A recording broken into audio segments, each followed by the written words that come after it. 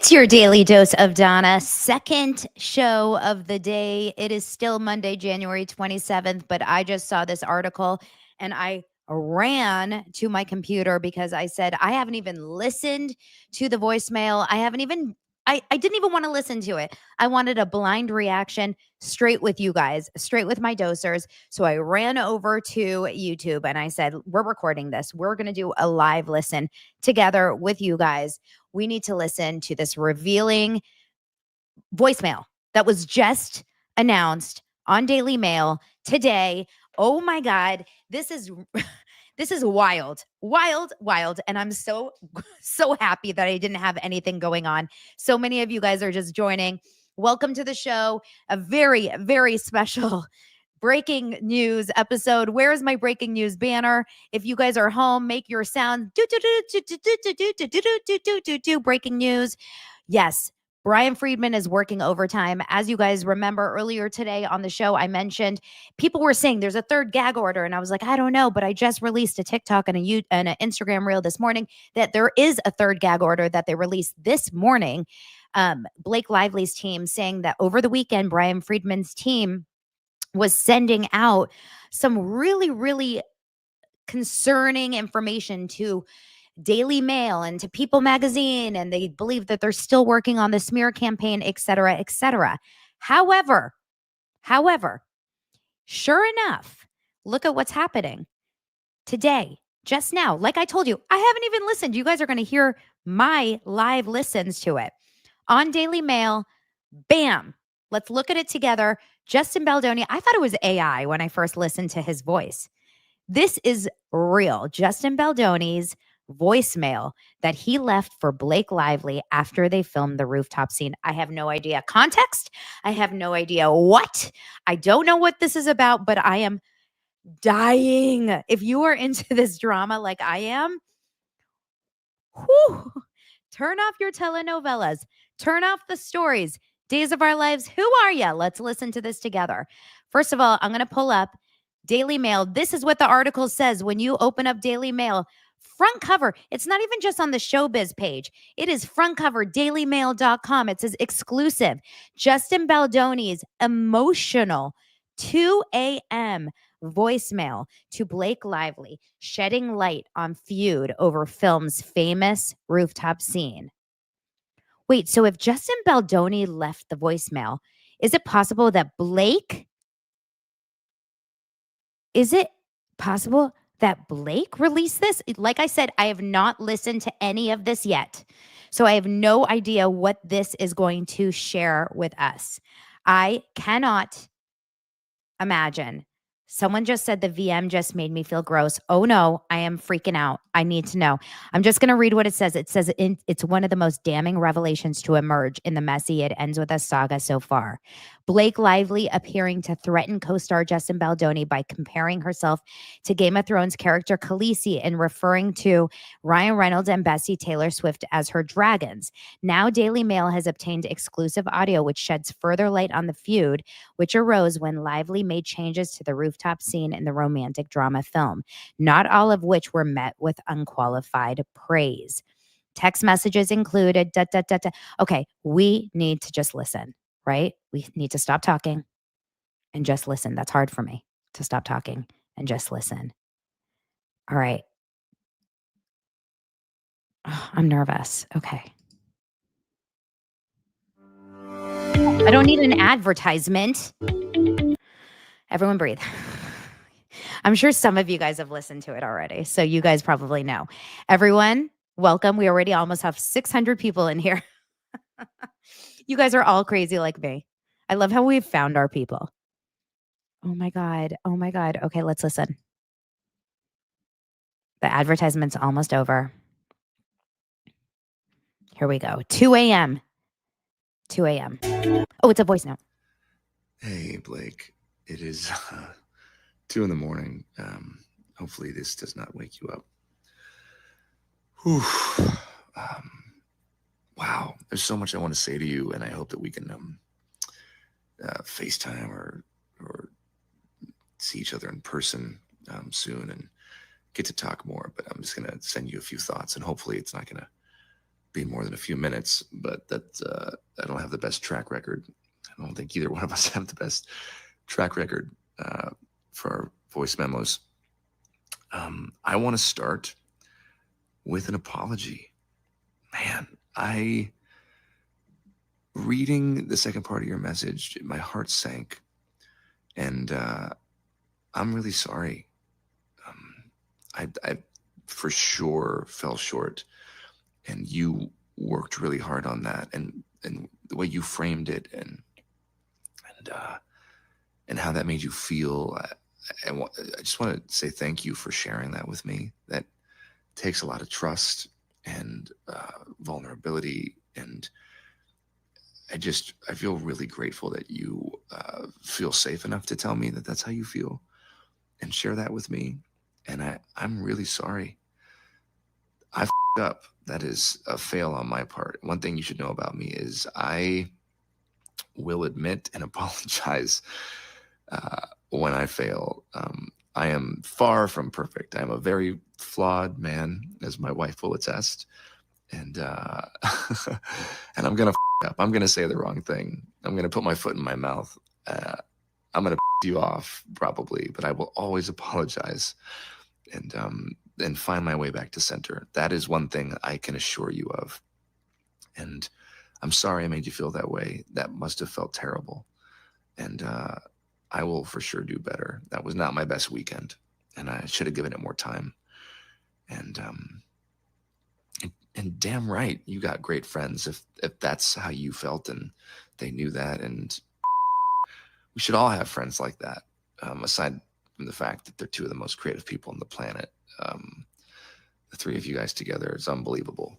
Talk about energy and just a force, all three of you.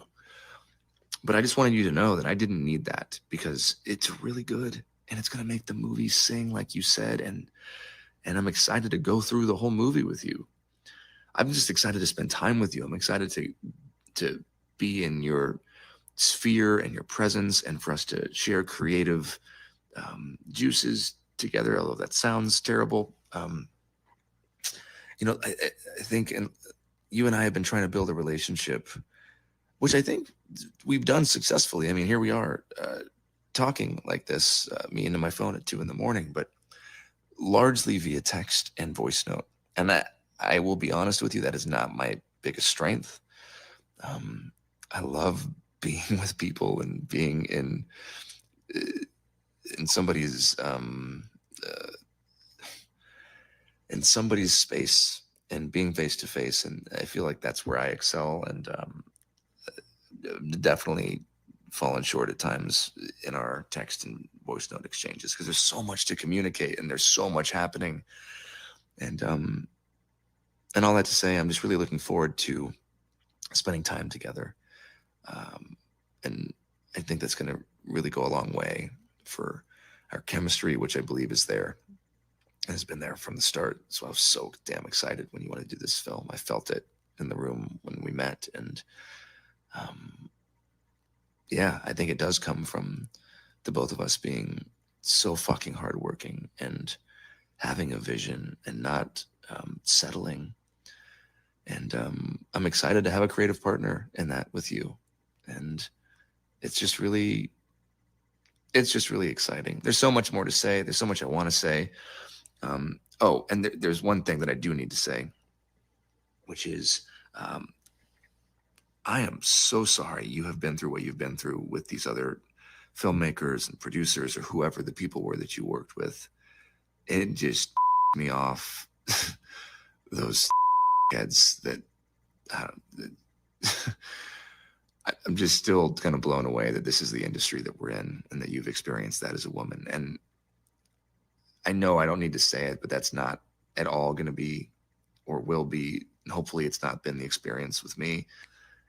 There's nothing more exciting to me like that I get to work with Blake Lively and have her, all of her. I mean, that's what I want. And so there's been no hesitancy with me sending you the final draft file.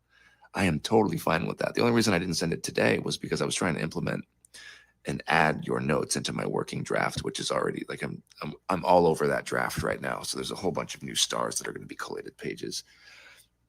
and I just haven't had a chance to send it to you. But there's no hesitancy. I'm happy to send it to you, and I'm sorry that that has happened to you before, and I hope after this experience there will be a new. I don't know. I hope it'll be healing in some way, because that's all I want. I want this movie to be healing. I want this movie to be commercial, just like you, and affect people and touch people. And I want to walk you through my whole plan and the work that we're doing with the domestic violence partner that we found no more, and just my vision. And I just know that this can be really, really special, and it's going to be special. And you're the secret sauce, and we're the secret sauce. And anyways, I have so much more to say. I'm going to stop rambling because Jesus Christ, it's been 6 minutes and 30 seconds. So me. I'm sorry. You probably have kids all over you and a baby on your boob, and you're listening to me ramble at 2 a.m. I hope you're feeling better, and give Ryan my love. Thank you for sending me that. It means the world to me that you trust me with your feelings and your thoughts like that. And I can't wait to spend more time with you. Okay, I'm done cutting myself off. Good night. Oh, my God. Y'all.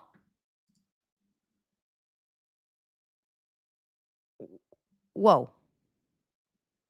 Whoa. Wow. Whoa. Okay. Y'all, why am I reacting this way? Number one, thank you so much for being here, everyone. I'm going to say something. A lot of you guys, there's a lot of mixed reactions in the audience. A lot of people are saying this like, whoa, this feels like, oh, this is pathetic. He sounds lame.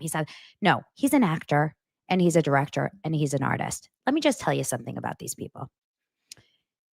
They are so in their heads and in their like brains. They're just like, they want to talk about their craft. They're like a little annoying. Actors are annoying. Actors like him, I've always said this from the beginning, they could talk about like why they chose to wear a blue shirt and like the motivation behind wearing a blue shirt for the character. Like that's just kind of the vibe that actors have, a lot of them. So yes, dramatic. Gwen, great one. Dramatic. That's who they are. So put that part aside. You know, if you watch Succession, the guy who plays Kendall Roy in Succession, he's method. Like some people are really over the top. Justin is not that bad, but like he has that vibe, right? But there's so much more that's telling in that voicemail. Number one, first thing I noticed, hey, Blake, I'm so sorry. I'm so sorry for everything you've gone through. I am so sorry if I ever made you feel ABC. I am so sorry for anything you've ever experienced on set before. Clearly, she's opened up tremendously, opened up with all of her vulnerabilities, opened up with everything that she's ever experienced on sets. She probably has told him about all of the bad behavior she's experienced on sets, all of the men and filmmakers that have harassed her on sets. I guarantee you, she told Justin about every disgusting man and person on set that treated her like a piece of meat, that talked to her like she was just a disgusting, like, sex creature, like all of that stuff. I guarantee you, she talked to him about that 100 times over, about like, yeah, every time I was on set, like people just talked to me about how beautiful I was and about this. I'll never forget on that Beyond the Blinds episode that I talk about, the Blake Lively episode, there was a time period where she would walk into parties, they said, and this was like a blind, that she would walk into parties and people would be like, that's Blake Lively. She has slept with Hollywood. Like she was known as the person that would get around. So that was kind of basically it. He talked about the fact that she had this power force behind her with Ryan and Taylor. Awkward. So awkward. He had to kiss up to Ryan and Taylor the entire time with Blake. She probably name dropped them the entire time on production. She probably constantly was like, well, you know, Ryan and T.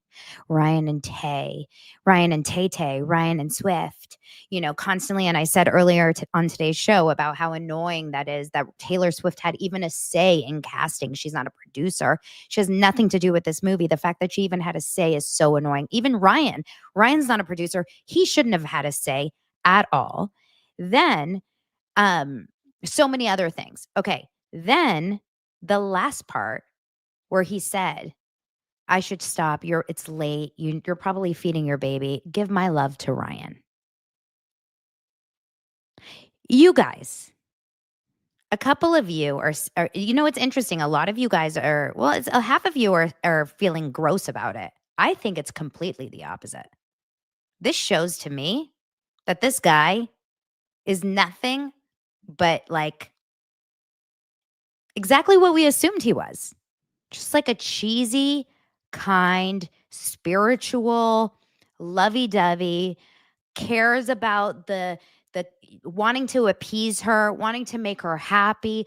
All he wants is for the betterment of the film. All he wants is for her to come back to set the next day. He just wants to make sure she's good. He just wants to make sure she's happy. That's all he cared about. He was willing to get like on his hands and knees and basically beg for her to be happy. And that's what all of this is proving that as the director of the film, he should have never felt the need to like essentially beg for her forgiveness for anything. He didn't do anything wrong to her. It's clear. And he's like, I give my love to Ryan. Like, you're amazing. You're wonderful. I was so excited to cast you. I'm so happy you're here. All of these things. This does not implicate, in my mind, anything bad about him. But then again, it's just like politics and it's just like anything else. If you don't like something, you're going to see it in a certain way. If you like him, you're going to see him in a positive way here. If you like her, you're going to be like, this guy's creepy. Why would he leave a long voicemail at 2 a.m.? But then again, 2 a.m., that's when he gets off set and he's leaving her a long voicemail. I have no idea. There's a reason he released that. I want to read the rest of the article because I want to see what they say about it. Here is what it says. Text messages from April 2023 included in the $400 million lawsuit filed against the actress show a dejected Lively expressing her disappointment about, so what happened basically was this was after she had sent the text message expressing her disappointment at Baldoni's lukewarm response to her version of the scene, which had been praised by her husband and her superstar best friend. Remember, he was like, yeah, it was okay. It was good. It was good. Like about her rewriting the scene, which we still don't know who wrote the scene. By the way, y'all, who wrote the rooftop scene? Can someone tell me who wrote that rooftop scene? Still haven't figured it out. Did he write it, Ryan Reynolds, or did she write it?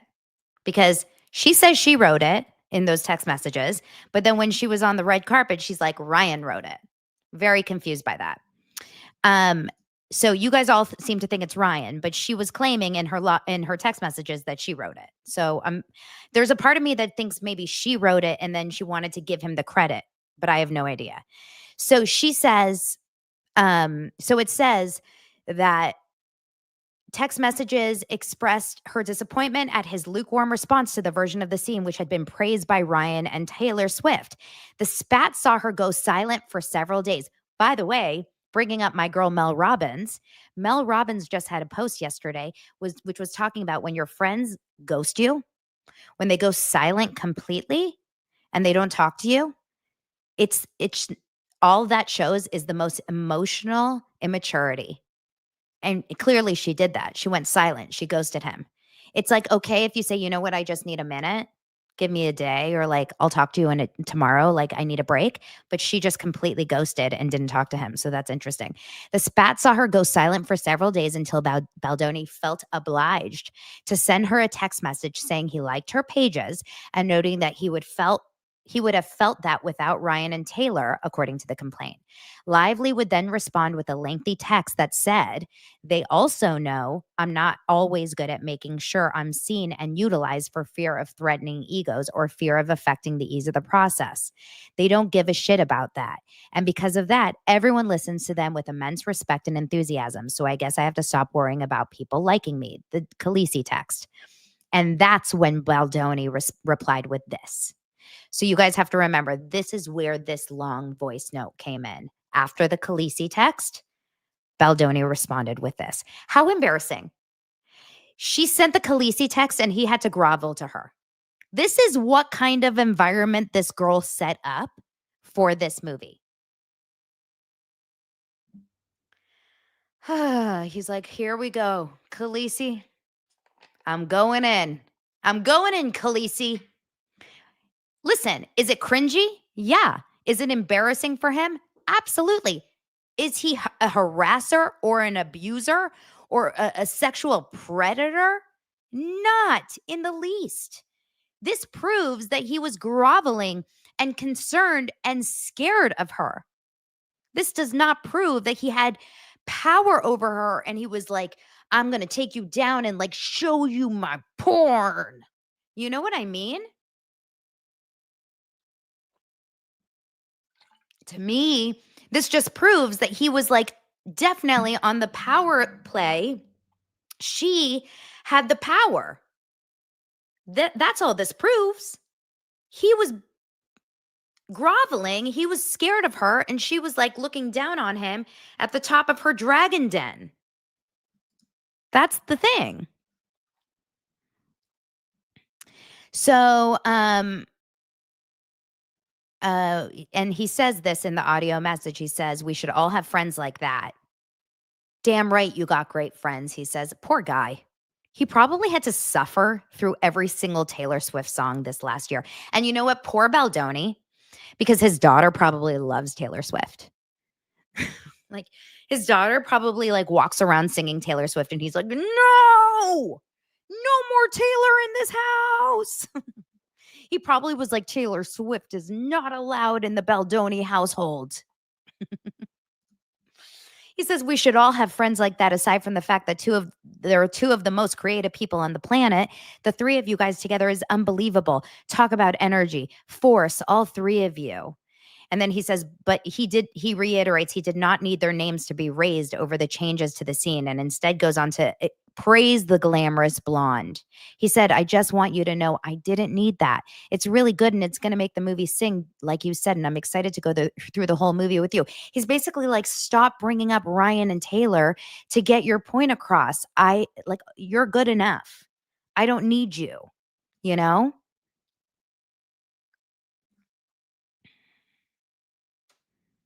It's really crazy. Obviously, he was totally scared of her. I just don't get it. Oh my God. And then the first article that comes up on the side of Daily Mail says Taylor Swift tried to dominate Travis Kelce's attention following NFL victory, body language expert claims. I am telling you, you guys, it's all over. Like we are losing.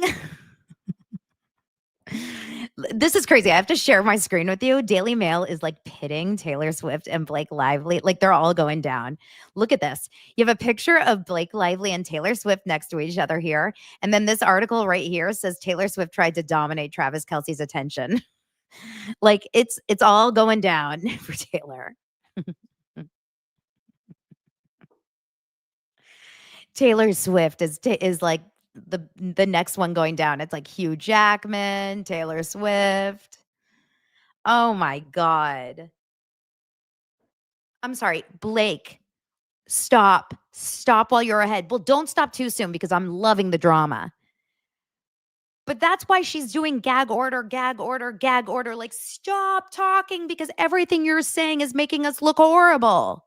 That's why she wants everyone to stop talking, right? Now, I would love to know 2,300 people in the chat. Thank you for subscribing. If you haven't subscribed, please do. If you are in the chat, if you are confident enough in the chat, or if you're watching this on replay, are you still on Blake's side? I know that this is going to be tough to admit here, But are you still here on Blake's side? I would love to know what you feel after hearing that voicemail. I want to know, can you still say, no, I still think he exerted dominance over her. And I still think he took advantage of her after all of that. After hearing that that's how the movie production started, where he was like, please, please, please. I just don't understand. There is no way. How would he have the guts to F with her in any capacity? Can you imagine him ever saying to her, I'm not even attracted to you? Never. He probably would be like, you're the most beautiful person in the world. You're the most stunning, beautiful person in the world other than my wife. No one would be as gorgeous as you. Like, he would say the nicest things to her ever because he was so scared of her, probably. Someone's asking if I can put a poll in the chat. I don't think I can, not here. I can probably do like I can post something on YouTube later, but I can't. I just don't believe.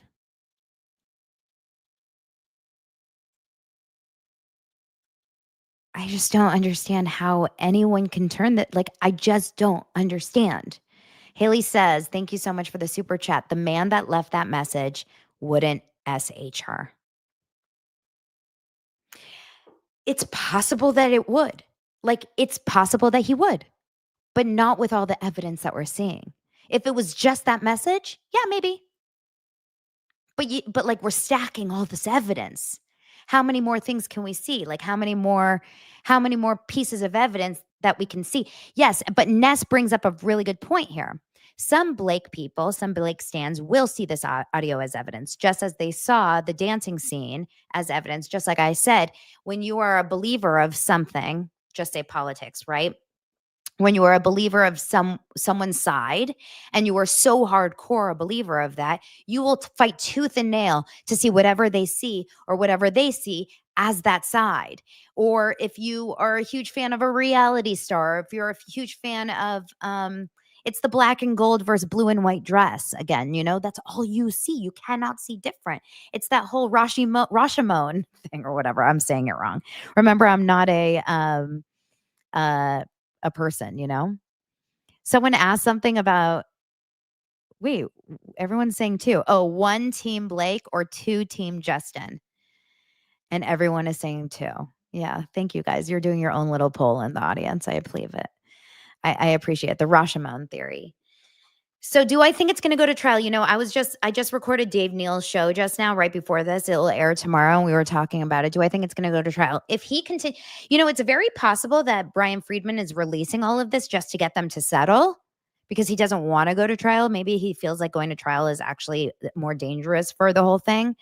But maybe Blake Lively is like so convinced that she wants it to go to trial. I don't know. I mean, I just don't see how you win a trial. How do you win a trial? I mean, I guess there's a way. Is there a way for them to win a trial? I mean, is sexual harassment up to perspective? Is it up to feelings? Is harassment based on how you feel in the day? Like, please, let's try to remember this. Can you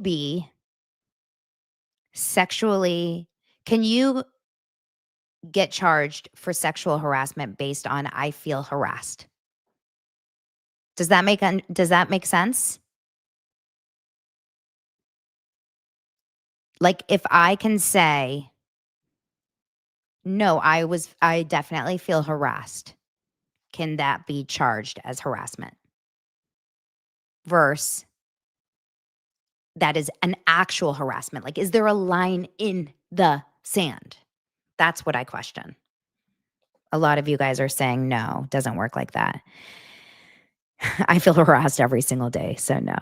Yeah, no, I feel you. I mean, I was just telling Dave, like, I actually was verbally harassed on set in way stronger ways than what Blake is claiming.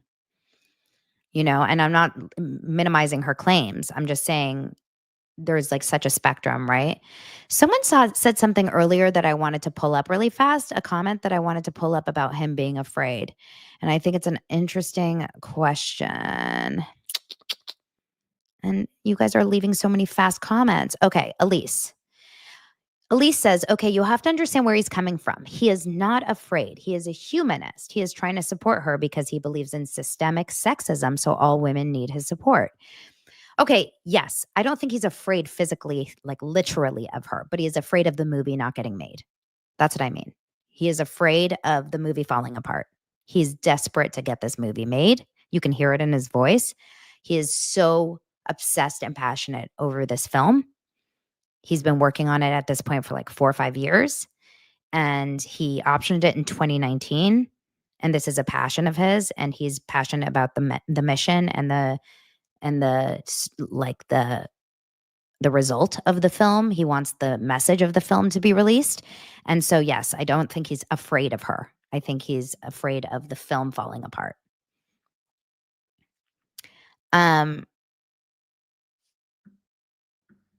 He does say some things like looking forward to spending time with her, or the fact he mentioned her child on her boob. I don't believe he did it, but it can be used against him. Yeah, I mean, I guess that could be, but that's ridiculous. She went on a radio show and said, I made my son a cake of my boobs. Do you guys want me to play that clip? If they use that, then they can use that, right?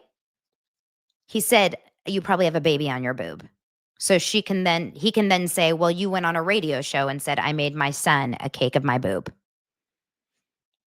It's not weird to me in any way. And he wasn't saying like, I want to see your boob with your baby on your boob, or like, show me your boob. I think it's also about context of the way you're saying these words on these voice messages. And he wasn't like, hey, baby. Hey, love. All right, babe. All right, sexy. All right, XOXO, gossip girl. Right? Debbie says, at least he didn't say tit. You have a baby on your tit. You have a baby on your areola.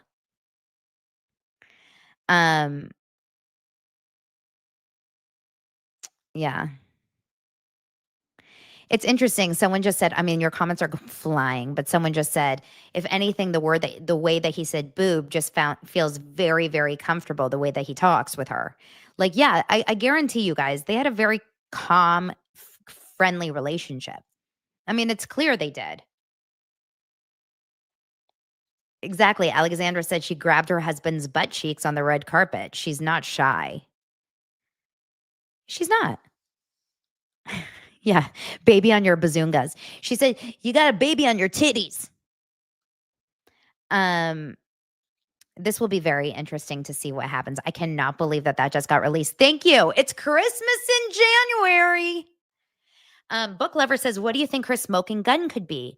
Could they plant evidence or bribe witnesses? So a lot of people that are Team Blake keep thinking that she'll have this huge smoking gun that will come out in court. I absolutely do not feel that there is one. Unless there is one person on the crew or in the cast that will say, I personally saw him say or do A, B, and C. And that could be like a witness, basically. Like she said, her driver in one of those cases will come forward and say, but it's already in the complaint, it's already in the lawsuit. For example, she did say in her lawsuit that there was that one conversation where he was talking about the fact that he had issues in the past with his sexual, he had like a sex addiction. It's a well-known thing. It's something he's written about. And it came up. And then apparently, according to Blake, she said her driver later said, I don't want you to be alone with Justin. Now, I question it all. It's her driver. It's Ryan Reynolds' driver. How easy could she say to her driver, hey, that was weird, right? And he could say, yeah. And she could be like, I don't want to be alone with him anymore. And he could say, yeah, I agree. You shouldn't. There you go. Hey, driver, don't you agree I shouldn't be alone with him anymore? Yeah, I agree. You're employed by Ryan Reynolds and Blake Lively. There's so much, right?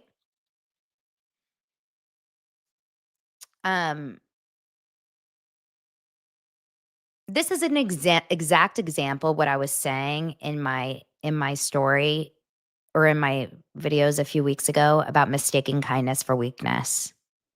She saw. She saw that she could throw a little bit of a little bit of a tantrum and like not respond to his text for a couple days. And he would send a 6-minute voicemail saying like, I'm sorry. I care so much about you. You're amazing. What can I do to make it better? I can't believe people would ever treat you this way. What can I do? What can I do? What can I do?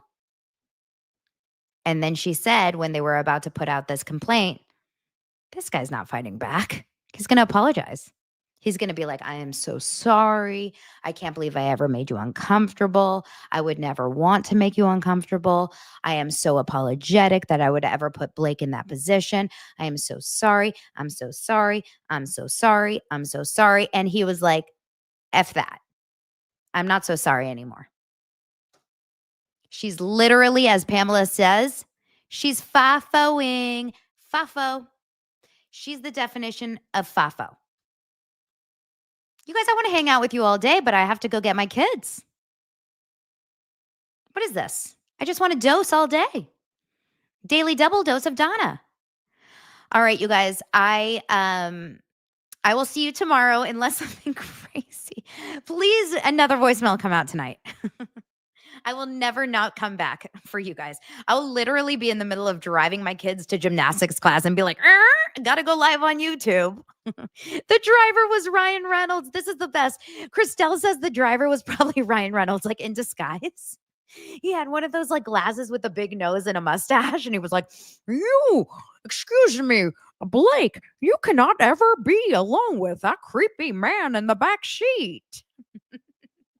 And it was Ryan Reynolds the whole time, like in a Deadpool costume. Wait, this is the best.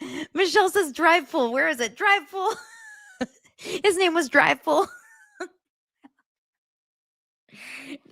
Here. I'm going to get Todd's glasses. Excuse me. Excuse me. Oh, Blake, I think he's a very dangerous man. I don't think that you should ever be with that man ever again. He may be a sexual harasser. He is what we call in my hometown a sexual predator. You want me to go to court and talk about it? No problem. Oh my God. I love you guys. I'll talk to you tomorrow. Maybe later. Bye.